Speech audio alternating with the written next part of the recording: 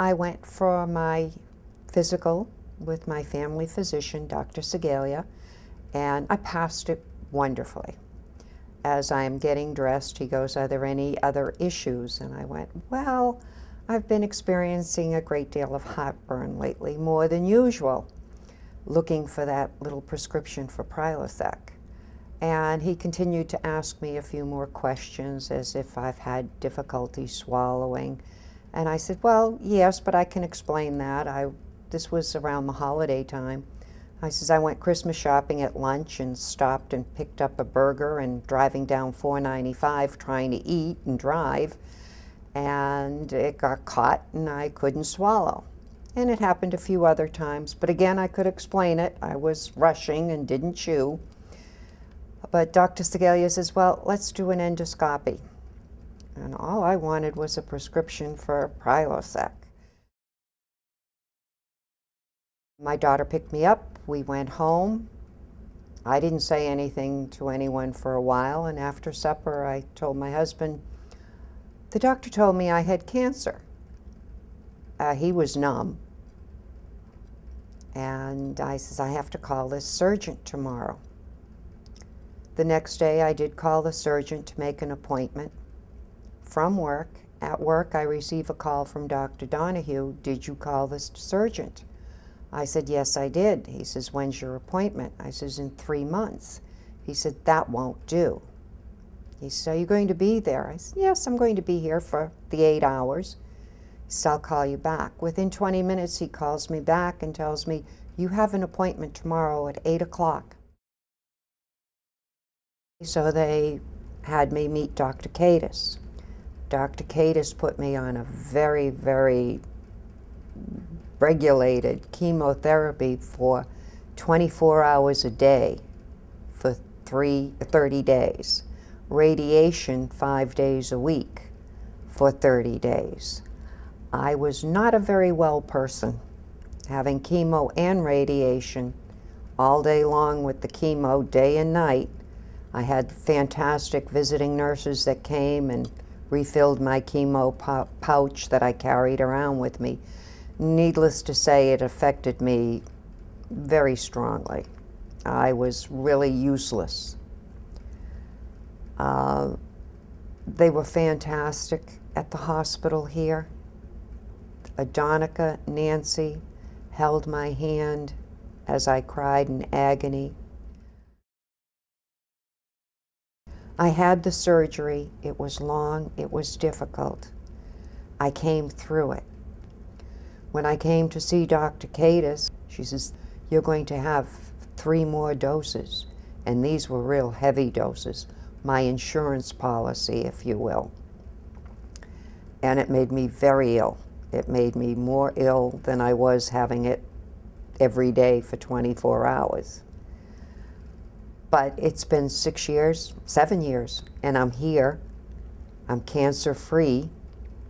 It was a horrible experience, but without the doctor's care and the staff care that I got here and the family support I got, I wouldn't be here.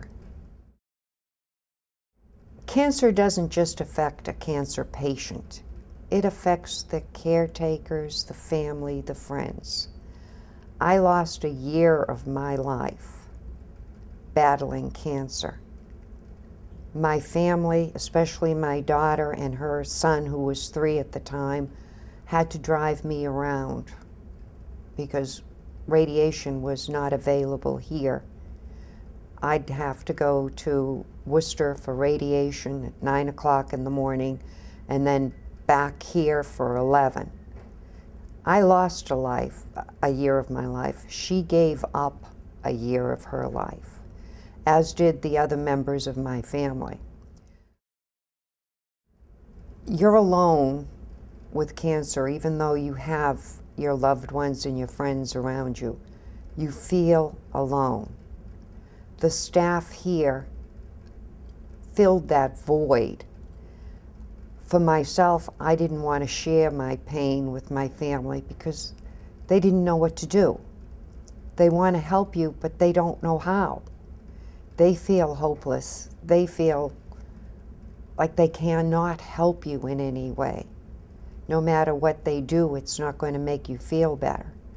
But sharing the way you feel with these staff members who see so much of it, they were that outside friend, that outside sister, that outside person, your counselor, your psychologist. They were there. You could express to them what you didn't want to express to anyone in your family. They were the compassion that you needed from the outside. Their strength gave you strength, because not only were they dealing with me, they were dealing with other patients in the clinic at the same time, but they always had the time. It wasn't a case of, I'll be with you when I get there. You need me now, I'm here. Dr. Kaitis made a great difference in my recovery, in my fighting this battle. There were numerous occasions where I had to be rushed into the hospital by ambulance because your whole system gets knocked off. And I used to think she lived here. She was always available. She was always there. She always had the time. No matter what the situation was. Coming to the clinic, she would always be in the clinic. To come in, even in 5 or 10 minutes, how are you doing? What's going on? She's very compassionate and very thorough. When I first met her, she introduced me to a Donica who was my nurse through the whole year. She was the one that was there constantly taking care of me. But Dr. Kaitis took the time to explain exactly the therapy, the chemo, how she was going to be giving it to me, why she was doing it this way. And again, it was 30 days. I had a pouch, day and night, that I had this chemo. But she was there. I didn't have to look for her when I came to the hospital. She was there. You know, when you're diagnosed with cancer and you tell your family members, their first response is, oh, you've got to go to Boston. You've got to go to Dana-Farber. When I heard Dana-Farber was going here, under my breath, I went, ha, I told you so. We've got the best here, and that's why Dana-Farber has come to join with what we have here. It's going to be fantastic for the patients because they don't have to travel, and traveling when you're on chemo is not necessarily a pleasant experience. Whether you're going to the hospital or going on vacation, travel is not good. And in my case, I needed someone to drive me. And to have to drive from one place to another place occupies their whole day. If they can bring you to one location and then come back when all the treatment that you need that day is done, they can still live part of their life in that day that they'd be devoting to driving a cancer patient from location to location. Oh, I'm doing fantastic. I'm living a full life.